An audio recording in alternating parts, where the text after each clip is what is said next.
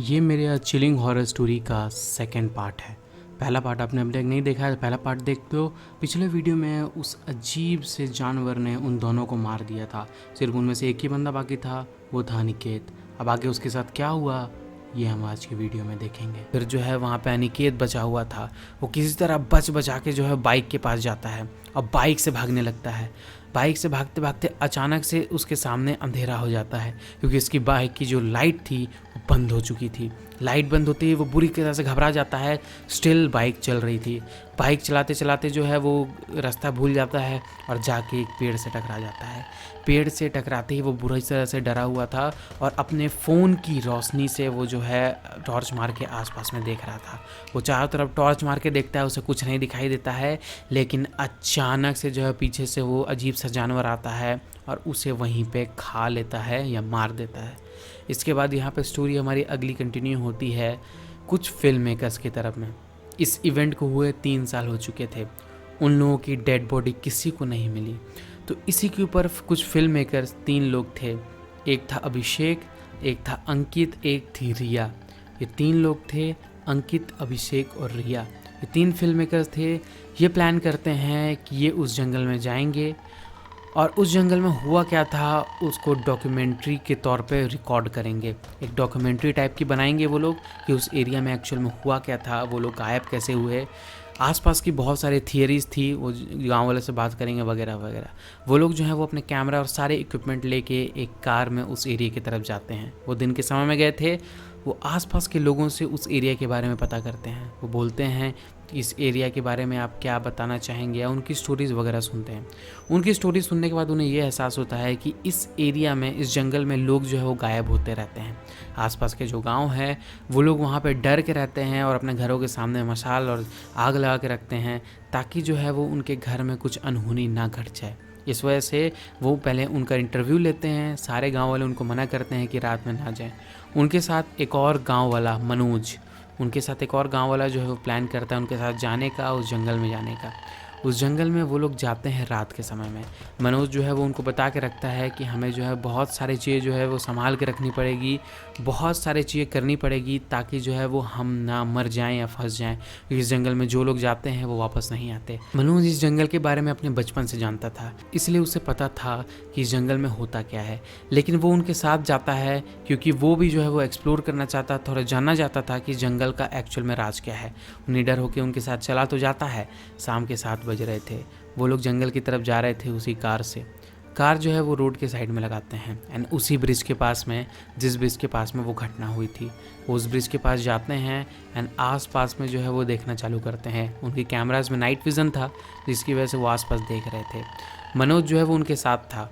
मनोज कहता है कि इस जंगल में जो है वो कुछ भी हो सकता है, इसलिए हमें एक साथ रहना है, क्योंकि अगर हम एक साथ नहीं रहेंगे तो हमारे साथ कोई ना कोई घटना हो जाएगी। इसलिए वो जंगल में अंदर जाते हैं और वहाँ पे वो लोग भी टेंट लगाते हैं, क्योंकि उनको अपना कैमरा का सामान रखने के लिए जगह चूज़ करनी थी। वो लोग पेड़ों के आसपास में मार्क लगाते जाते हैं, ताकि वो अगर अंदर जाएँ जंगल के तो उनके मार्क से वो लोग जो है वो वापस बाहर भी आ सकें। उनके पास टॉर्च थी, सबके पास GPS था, सब पूरी तरह से रेडी थे। चारों एक साथ थे, कोई भी अलग अलग नहीं था। लड़की जो है वो थोड़ी बहुत डरी हुई थी। रिया कहती है कि मुझे कुछ ठीक नहीं लग रहा है जंगल में। जैसे ही वो जंगल में एंटर करती है उसकी पूरी बॉडी कांप जाती है और उसे किसी अजीब सी, किसी पैरानॉर्मल, किसी प्रेत आत्मा का प्रेजेंस वहाँ पे महसूस होता है, क्योंकि वो लड़की जो है वो इन चीज़ों से बहुत ज़्यादा सेंसिटिव थी। लेकिन उन्होंने जो पैरानॉर्मिस्ट होते हैं, जो पैरानॉर्मल चीज़ों पे रिसर्च करते हैं, उनके साथ काम किया हुआ था, उनके इंटरव्यू वगैरह लिए हुए थे, उस वजह से जो है वो इस लड़की को भी कुछ इन चीज़ों के बारे में मालूम था। उनके पास कुछ वेपन्स थे, बंदूकें वगैरह नहीं, बट चाकू वगैरह कुछ वेपन्स थे जिनसे वो लोग जो है वहाँ पे बच सकते थे। मनोज जो है पूरी तरह से रेडी था। वो लोग जंगल में आगे जा ही रहे होते हैं, उतने में जो है वो उनके कैंप के पास से एक आवाज़ आती है। वो अपने कैंप के पास में आके देखते हैं तो उनका कैंप जो है वो उलट पुलट था। वहाँ पर उन्होंने कैमरा लगाया हुआ था। वो उस कैमरा को चेक करते हैं तो कैमरा में कोई फुटेज दिखाई नहीं देती है। कैमरा में जो है वो अचानक से उसका टेंट जो है वो बुरी तरह से जो डिस्ट्रॉय हो जाता है। किस चीज़ ने उसको डिस्ट्रॉय किया था, कैसे डिस्ट्रॉय हुआ था, ये पता नहीं चलता है। इतने में उनको ये तो पता चल जाता है कि उन्होंने बहुत बड़ी मुसीबत मोल ले ली है एंड अब वो जो है बुरी तरह से फंस चुके हैं। अब यहाँ पे रिया जो है वो बुरी तरह से डर जाती है। यहाँ पे अंकित जो था वो जो है थोड़ा निडर बंदा था, इस वजह से वो बोलता है कि कोई बात नहीं, हमें साथ रहना पड़ेगा, तभी हम इस चीज़ से बच पाएंगे और हम रिकॉर्ड कर पाएंगे। ये लोग जो है टेंट के ख़राब होने से डरे नहीं थे, क्योंकि इनको पता था कि टेंट में जो भी हुआ था वो कोई जानवर कर सकता है या फिर हो सकता है हवा वगैरह से हुआ होगा। इस वजह से वो लोग जो है अपने सारे इक्विपमेंट लेके जंगल की तरफ जाते हैं। जंगल के थोड़े अंदर वो जा ही रहे होते हैं, अचानक से उनको एक चीखने और चिल्लाने की आवाज़ आती है। उस आवाज़ को सुन के वो लोग डर तो जाते हैं, लेकिन वो उस आवाज़ का पीछा करते हैं। उस पेड़ के सामने एक लाश लटकी हुई थी। उस लाश को देख के वो लोग बुरी तरह से डर जाते हैं।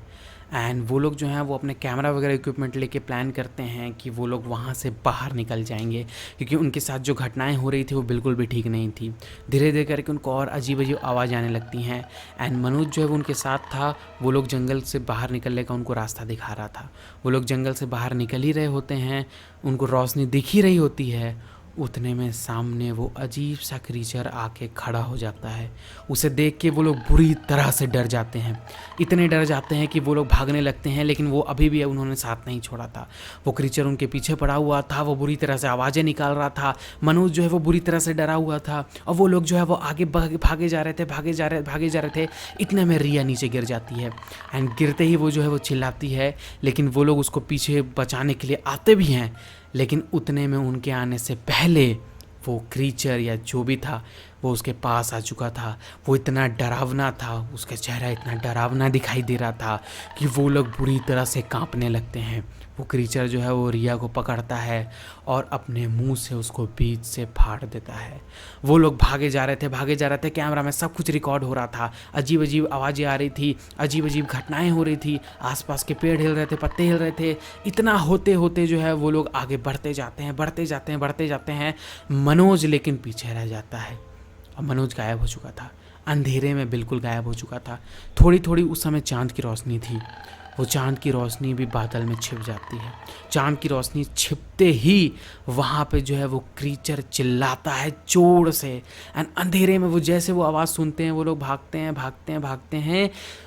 नदी के पास जैसे वो लोग पहुँचते हैं, नदी वो लोग क्रॉस कर ही रहे थे। वो बारिश का समय था, वो नाला थोड़ा ज़्यादा भरा हुआ था, नाले को क्रॉस करके उनको जाना था। क्रॉस कर ही रहे होते हैं, उतने में अंकित का पैर कुछ खींच लेता है नाले से, और अंकित जो है वो पानी में डूब जाता है। अभिषेक उसको पानी में चारों तरफ ढूंढता है, लेकिन उसे कुछ दिखाई नहीं देता है।